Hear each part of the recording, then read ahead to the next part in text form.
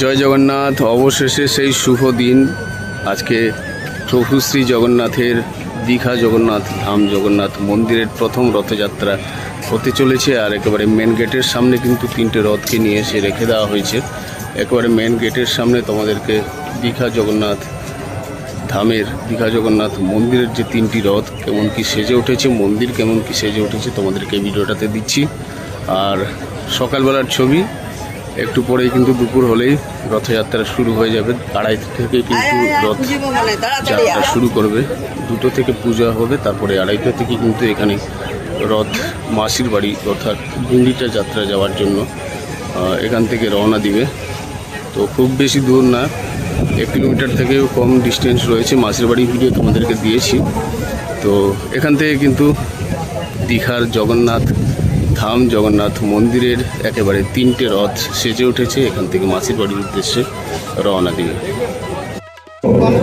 রথের দিন একেবারে সকালবেলা গেটের সামনে 3টে রথ সেজে এসে রেখে দেওয়া হয়েছে। আর এখান থেকে কিন্তু রথযাত্রা শুরু হবে। মেন গেটগুলোকে কালকে দেখেছিলাম সাজানো হচ্ছিল, আজকে কিন্তু সেজে উঠেছে।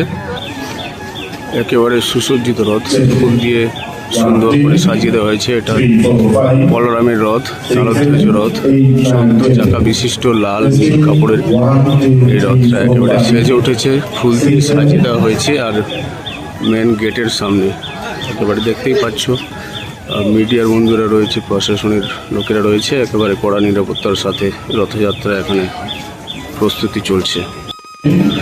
বলরামের যে রথ, সে রথের ঘোড়া কালো, আর 14 চাকার রথ নীল এবং লাল কাপড় দিয়ে রথটাকে সাজিয়ে দেওয়া হয়েছে।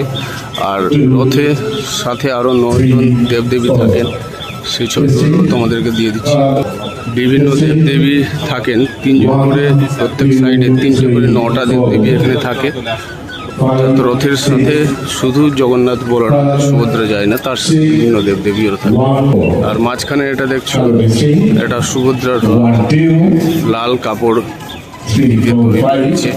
গোটা রথটাকে ফুল দিয়ে সুন্দর করে সাজানো হয়েছে, ঘোড়ার রং অরেঞ্জ দিয়ে একেবারে সুন্দর করে সাজানো হয়েছে। একেবারে মেন গেটের সামনে 3টে রথকেই রাখা হয়েছে। প্রত্যেকটা রথে কিন্তু 9 জন করে আরো দেবদেবী থাকেন, সেগুলো তোমাদেরকে দেখে দিচ্ছি। রথের চাকা একেবারে সুন্দর করে রং দিয়ে গোটা রথটাকে সাজানো হয়েছে, সাথে কাপড় দিয়ে ফুল দিয়ে অপূর্ব সুন্দর করে সাজানো হয়েছে রথগুলোকে। একেবারে শেষে প্রভু শ্রী জগন্নাথের রথ, চাকা বিশিষ্ট লাল হলুদ কাপড় দিয়ে তৈরি নন্দী ঘোষ রথ একেবারে সেজে উঠেছে ফুল দিয়ে। আর ঘোড়া, সাদা ঘোড়া, সুন্দর করে সাজানো হয়েছে রথ 3টেকেই। আর এই রথেও কিন্তু 9 জন দেবদেবী থাকবে, সেই ছবিও তোমাদেরকে দেখিয়ে দিচ্ছি। একেবারে